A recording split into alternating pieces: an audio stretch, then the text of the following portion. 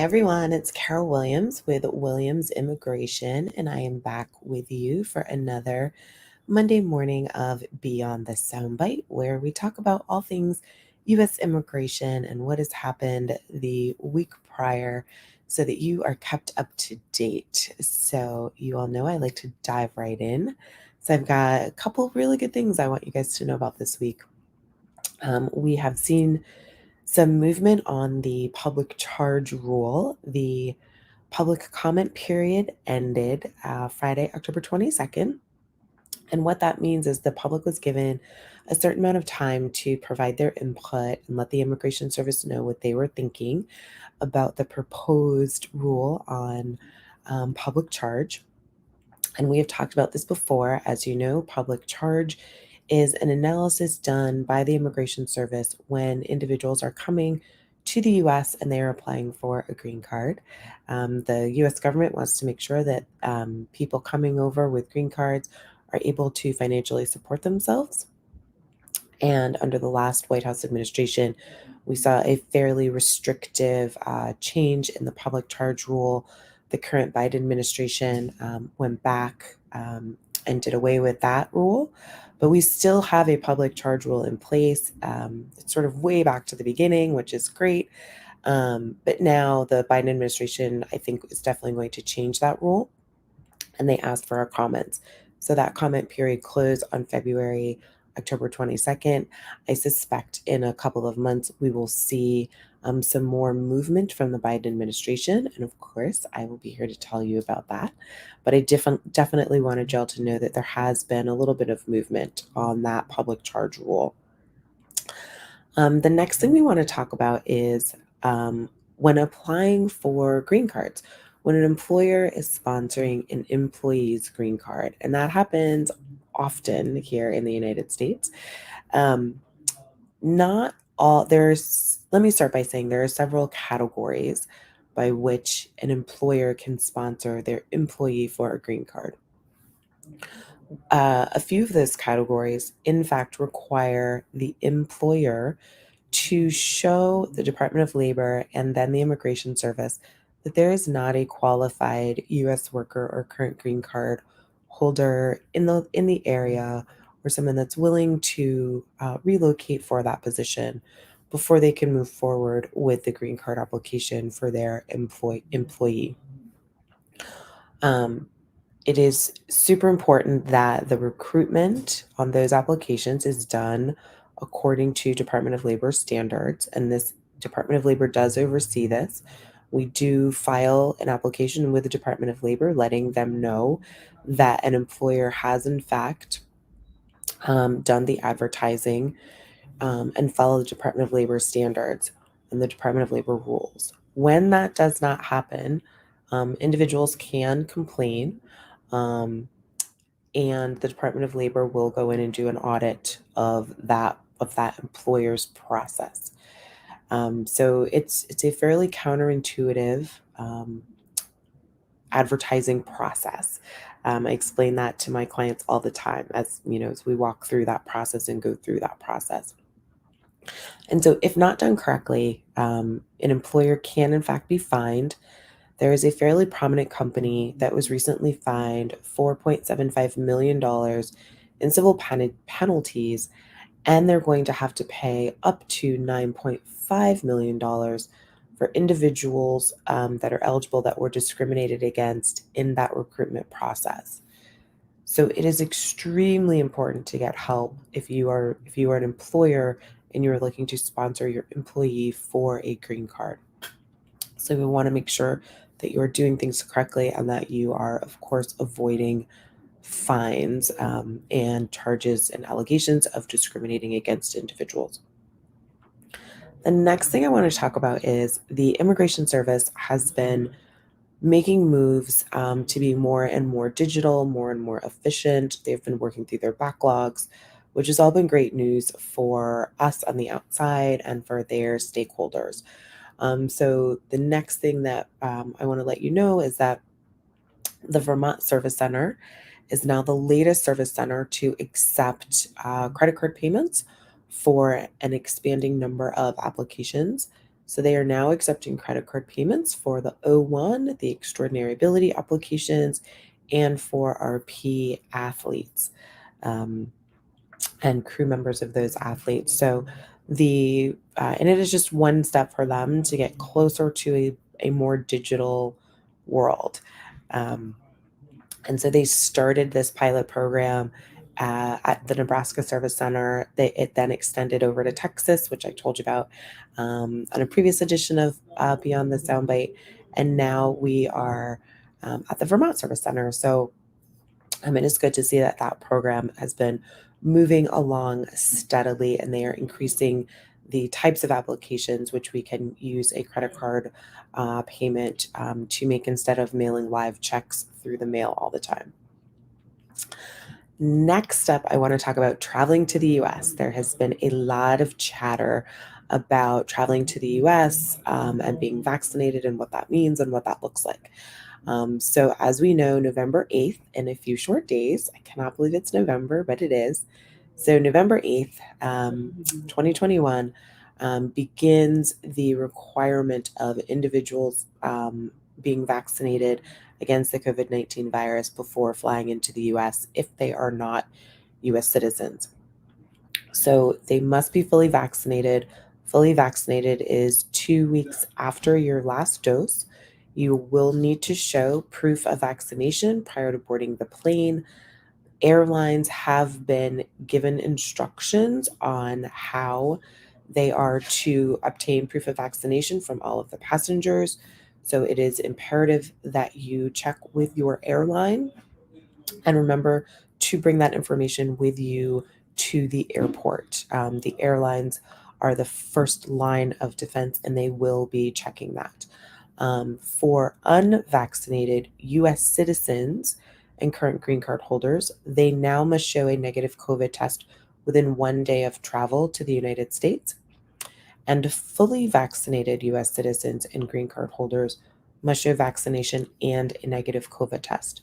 So if you are at all confused or have questions about what you need to show, what documents you need to bring with you to the airport in order to return or fly into the United States, please feel free to give our office a call, 954-903-1337, and we are happy to help you with that. The next topic I want to talk to y'all about this glorious Monday morning is EVerify. So as we know, we have talked about EVerify before. EVerify is a government-run program. It is a way for employers to verify the identity and the work authorization of their employees. It is a fully electronic system, and the government has been looking at this system. And so one of the, I guess, tips that they have recently provided to us, and it's a really great reminder, which is why I'm passing it on to you all, is that we must make sure that we are closing the loop and completing all of the cases that are opened in EVerify. So you want to make sure that all of your cases are closed unless they are in some sort of active pending status. So if there was a case that you created an error, you want to make sure that that case is closed. If there is a case that has incomplete information, you want to make sure that that case ultimately gets closed. If you have an open case for an employee that is no longer with your company, that case also needs to be closed in EVerify. Even incomplete cases must be closed. So you really want to make sure that you're closing the loop. Cases that have a status of referred, verification in process, or case in continuance are not at a stage where they are ready to be closed. So those cannot be closed yet. You are waiting in those instances for final case results to be issued. But once those final case results are issued, those cases will close out. Now, cases will automatically close in EVerify if the result is the employee is employment authorized. So you want to make sure that all of your cases in EVerify are closed out. And again, if you have any questions about EVerify, how to use it, how to sign up for it, if you need to sign up for it, whether or not you should be closing out that case. Feel free to reach out. You can drop a note in the comments, or feel free to give the office a call at 954-903-1337, and we're more than happy to help you with that. Next thing I want to talk about are market research analysts. I talked a couple weeks ago that we had a tentative settlement offer that was in place. We were just waiting for the courts to approve it. Well, the courts have approved it. And as a reminder, the market research analyst position has been hotly contested and has been really very difficult when filing those applications for the Immigration Service. The Immigration Service believes that an H-1B is inappropriate for that particular position because they do not believe that the minimum requirement for that position is a bachelor's degree. Companies have disagreed with immigration. They have provided mountains and mountains of paper and documentation showing that, in fact, a minimum of a bachelor's degree is required. So, that issue wound up in court. The final result is that the Immigration Service has been provided with guidance and guidelines by which to evaluate market research analyst applications now. And there have been several applications that were denied that were the subject of the lawsuit. So class members are now able to refile those applications. There are very specific criteria under which you can refile. I will not go into all of those criteria here, but if you think you may be eligible for refiling, please feel free to reach out to our office.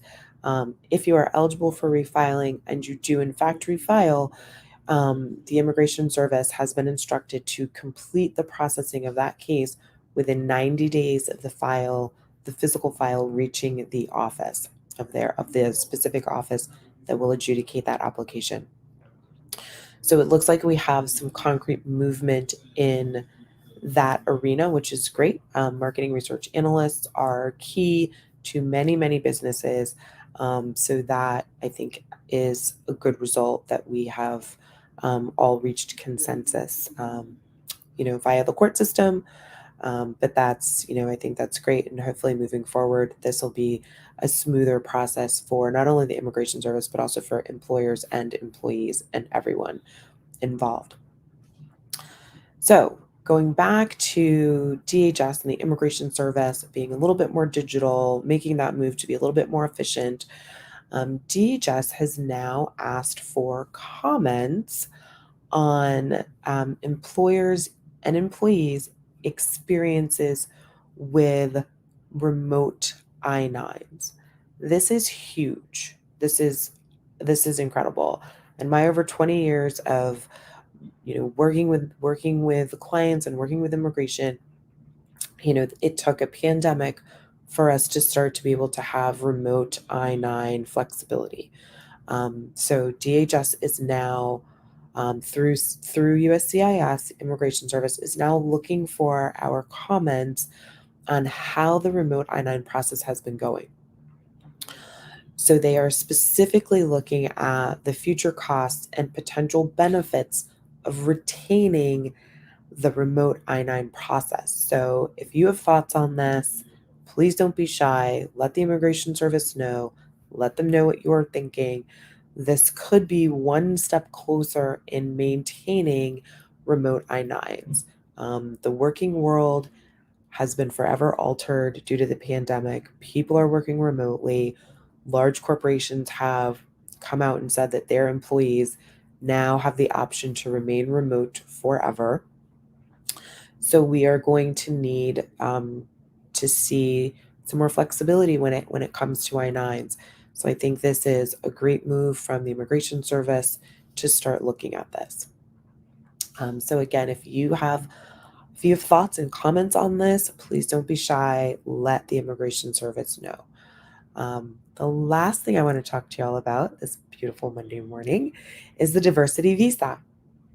The diversity visa is for countries that typically do not apply for and receive a ton of green cards.